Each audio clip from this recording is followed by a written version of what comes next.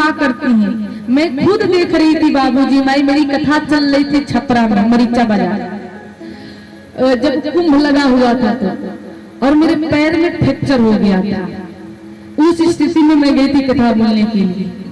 लेकिन महाराज उधर से आते समय जिस ट्रेन में हम लोग बैठे हुए थे ना, वो ट्रेन इलाहाबाद ही जा रही थी। माताओं से वो ट्रेन बिल्कुल भर गई थी। मैं देख रही थी कि अगर कोई महिला आकर के लोगों के पास बैठना चाह रही थी ना, तो माई इतना कटु वचन बोल रही थी जिसका कोई जवाब ही नहीं। सोचिए वो स्नान करने के लिए जा रही है। इतना ही नहीं, सुनने को आता था कि झोटा झोटी भी करते हुए जाती थी स्नान करने के लिए। कौन सा स्नान करने के लिए जा रही है? यही बुढ़वा से खूब सुंदर सुंदर मंगलाचरण गाती हुई जा रही थी। बाबूजी माई, भले ही आप ना जाओ, लेकिन आप अपने स्थान पे किसी और को बैठा करके भेज दो। आप नहीं भी जाओगे ना, अगर वो चले जाएंगे तो माई बाप उनके स्नान करने से आपको ऐसे ही आधा पुण्य प्राप्त हो जाएगा।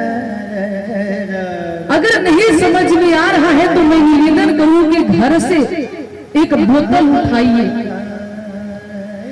उस बोतल में बाबूजी माई घर के नाले के पानी को भर लीजिए, भर करके ढक्कन को बंद कर दीजिए और गंगा मैया में ले करके जाइए और उस बोतल के ढक्कन को न खोला जाए।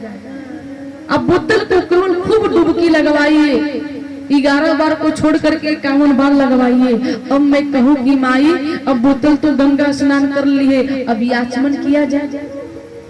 अब बताइए उस जल से आप लोग याचमन करेंगे? बोलिए कुछ। बाबूजी आप लोग करेंगे? क्यों नहीं?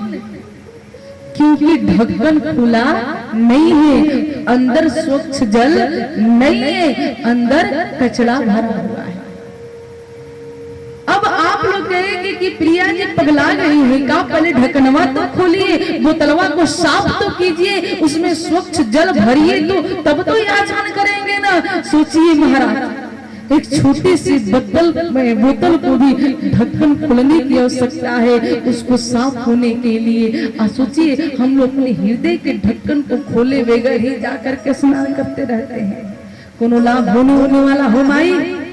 अगर जा रही है ना तो सबसे पहले अपने हृदय रूपी ढक्कन को खोलिए, उसमें से विकार को समाप्त कीजिए। जो काम रूपी विकार है, ईर्ष्या रूपी विकार है, ये सब कुछ बाबूजी मैं समाप्त करके जाएंगे ना, तो मैं सत्य बता रही हूँ कि आपका और हमारा इंतजार वो परम पिता परमेश्वर भी कर रहे होंगे। जिस प्रकार से सदन का साई का इंतजार हमारे भगवान करते हैं, तो सदन का साई के लिए भगवान डोली भी भेजते हैं कि भगत आ रहे हैं, डोली में बैठा करके लेकर के आओ। क्यों? एक ही बात है कि निर्मल मन जाए है। जब तक मनवा निर्मल ना हुई माई, तब तक कोई भी काम होने वाला नहीं है। विचार कीजिए कि अंधे रहते हैं हमारे सूरदास, उनके हाथों को जा करके हमारे भगवान श्याम क्यों पकड़ लेते हैं? नीच जाति से आती है हमारी माता सबरी, भगवान उनका जूठा क्यों जा करके खाते हैं? हमारे पास क्यों नहीं आते? हम तो बड़े साफ से बनाते हैं, प्रभु को बुलाते हैं तो भी नहीं आते हैं। क्यों नहीं आते हैं माई बताओ? कि निर्मल मन हो तो रघुनायक मां सबरी घर जाते। इतना ही नहीं कि श्याम सूर्य की बाह पकड़ते, अरे सागा विदुर घर खाते। इस पे अपने नहीं विचारा, इस पे हमने नहीं विचारा, कैसे आएंगे भगवान